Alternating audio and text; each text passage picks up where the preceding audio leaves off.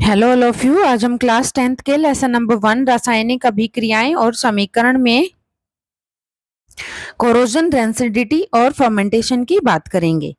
यानी कि आज हम बात करेंगे संक्षारण, विकृत गंधित और किण्वन की। सबसे पहले मैं बात करूंगी किण्वन की। किण्वन एक जैविक प्रक्रिया है जिसमें सूक्ष्म जीव जैसे यीस्ट या बैक्टीरिया की सहायता से कार्बनिक पदार्थों को एंजाइम द्वारा सरल पदार्थों में बदला जाता है।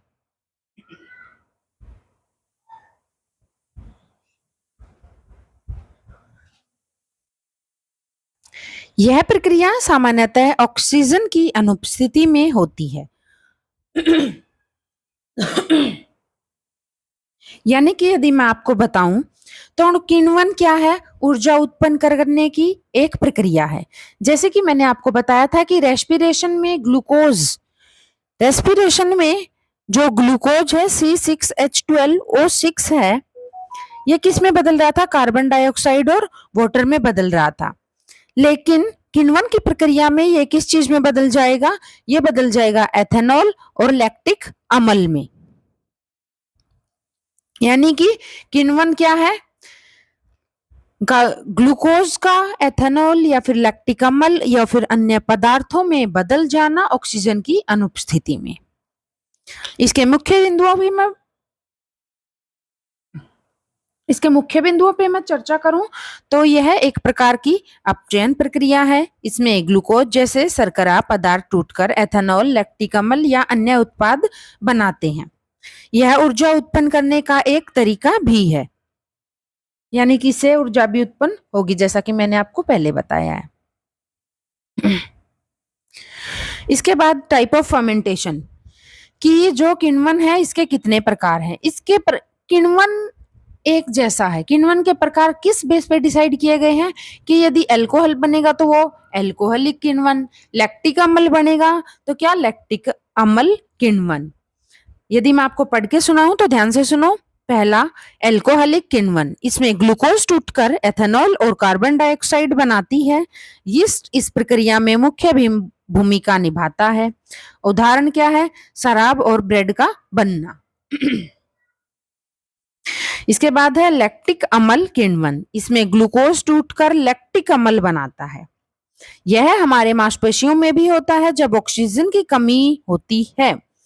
कई बार आपने देखा होगा कि जब आप ज्यादा रेस लगा लेते हो या फिर बहुत ज्यादा हैवी एक्सरसाइज का काम करते हो तो आपकी मांसपेशियां दुखती हैं, आपकी टांगें दुखती हैं। वो क्यों दुखती हैं?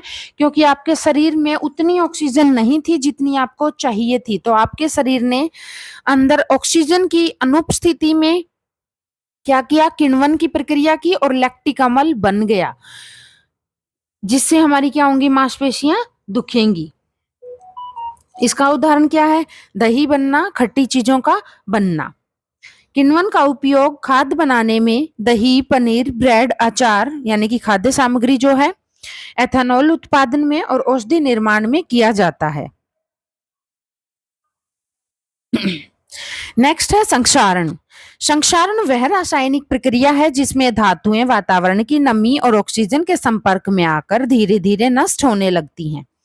इस प्रक्रिया में धातु की सतह पर एक परत बन जाती है जिससे उसकी चमक और मजबूती घट जाती है।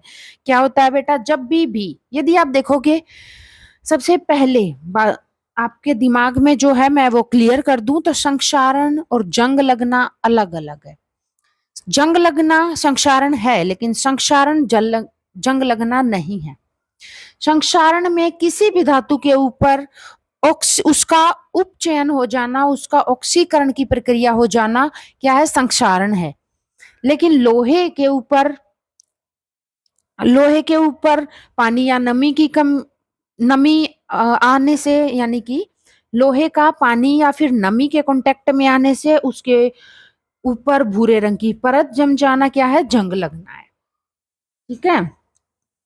तो संक्षारण की आप कहाँ देख सकते हो? आपने पायल देखी होंगी। यदि आप पायल को 1 महीने तक रखना अलमारी में, आप देखोगे उनकी चमक वैसे की वैसे है। डब्बी के अंदर रखना, लेकिन आप फिर उन पायल को पहन लेना, 1 महीने के बाद देखना उसकी चमक में क्या आ जाएगी, कमी आ जाएगी। क्योंकि जब हम पायल पहन लेते हैं तो वो ऑक्सीजन और नमी, पानी, हर चीज की क्या आती है, कांटेक्ट में आती हैं, जिसके कारण उसके ऊपर ऑक्साइड बन जाती है, मेटल ऑक्साइड, धातु ऑक्साइड बन जाती है, जिसके कारण उसकी चमक घट जाती है।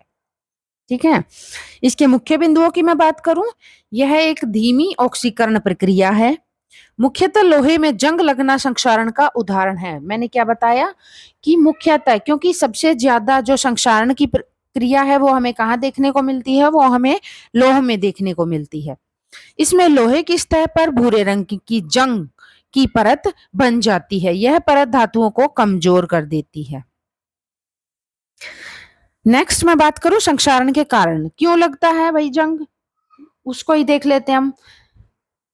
वातावरण में नमी होने के कारण, ऑक्सीजन की उपस्थिति के कारण, प्रदूषित वायु में तेजाबीय गैसों के कारण और समुद्री जल या नमक युक्त हवा के कांटेक्ट में आने के कारण। आप देखोगे लोहे का, कोई भी लोहे का टुकड़ा आप अपने पास संभाल के रख लेना, उसमें जंग नहीं लगेगा, लेकिन उसे आप पानी में डाल देना और बाहर निकाल के रख देना, या फिर उसके अंदर डला रखे रहने देना, आप देखोगे 1 हफ्ते के बाद उसके ऊपर भूरे रंग की परत जमने लग गई।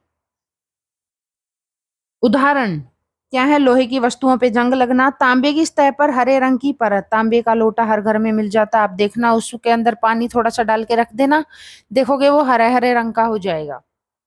चांदी की वस्तुओं का काला पड़ना, मैंने आपको अभी अभी उदाहरण दिया था कि जो हम पायल पहनते हैं वो कैसी हो जाती है, काली हो जाती है। संक्षारण से बचाव, कैसे बचाव कर सकते हैं, रंग या पॉलिश करके। गैल्वेनाइजेशन, गैल्वेनाइजेशन क्या होता है बेटा, किसी भी धातु को संक्षारित होने से बचाने के लिए उसके ऊपर जिंक की परत चढ़ाई जाती है, जिसे हम क्या कहते हैं, गैल्वेनाइजेशन कहते हैं। तेल या ग्रीस लगाना, स्टेनलेस स्टील का उपयोग करना, एनोडिक सुरक्षा। नेक्स्ट है रेंसिडिटी, क्या होता है, यानी कि विकृत गंधिता क्या होता है।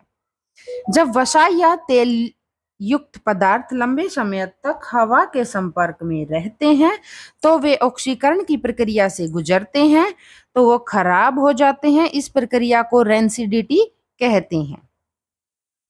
ठीक है, यानी कि जिन भी पदार्थों में तेल या फिर वसा युक्त जो पदार्थ, यदि वो हवा के संपर्क में या फिर पानी के संपर्क में आएंगे तो वो खराब हो जाएंगे। इसी प्रक्रिया को क्या बोलेंगे, विकृत गंधित या रेंसिडिटी। इसके भी प्रकार है। इसके प्रकार किस प्रकार बांटे गए हैं, यदि पानी के कांटेक्ट में आएगी तो हाइड्रोलाइटिक रेंसिडिटी, यानी कि हाइड्रोलाइटिक विकृत गंधिता। यदि वो ऑक्सीजन के कांटेक्ट में आएगी तो ऑक्सीडेटिव रेंसिडिटी। जब तेल या वसा युक्त पदार्थ हवा की उपस्थिति में ऑक्सीजन के साथ प्रतिक्रिया करते हैं तो उसकी गंध और स्वाद खराब हो जाती है। नेक्स्ट है हाइड्रोलाइटिक रेंसिडिटी। जब वसा और तेल युक्त पानी के संपर्क में आते हैं तो उठकर दुर्गंध पदार्थ बनाते हैं। नेक्स्ट है माइक्रोबियल रेंसिडिटी। माइक्रोबियल यानी कि जब तेल और वसा युक्त पदार्थ बैक्टीरिया या फिर फफूंद को तोड़कर दुर्गंध युक्त पदार्थ बनाते हैं तो माइक्रोबियल रेंसिडिटी होती है। नेक्स्ट है बेटा, इसको रोकने के क्या उपाय हैं। यदि मैं आपको खुद से बताऊं तो इसको रोकने के उपाय हैं, हवा के कांटेक्ट में ना आने दो, पानी के स्पर्श ना होने दो, चीजों को खुले में ना रखें, ऑक्सीजन उसके आसपास ना हो, नाइट्रोजन, जैसे आपने देखा होगा लेज के जो पैकेट है, यदि वो बंद आप ले आना, उसको बंद रखा रहने देना, 10 दिन के बाद खाना, उसका स्वाद वैसा ही है। फिर 2 खा के आने के बाद उसको रख देना और 10 दिन बाद फिर खाए नहीं जाएंगे। मैं आपको सलाह नहीं दूंगी कि वो खाओ, क्योंकि वो खराब हो जाते हैं पानी, हवा और पानी के कांटेक्ट में आने से। एंटीऑक्सीडेंट का प्रयोग, ये रासायनिक पदार्थ होते हैं जो तेल और वसा को ऑक्सीकरण से बचाते हैं। यानी कि कैसे बचा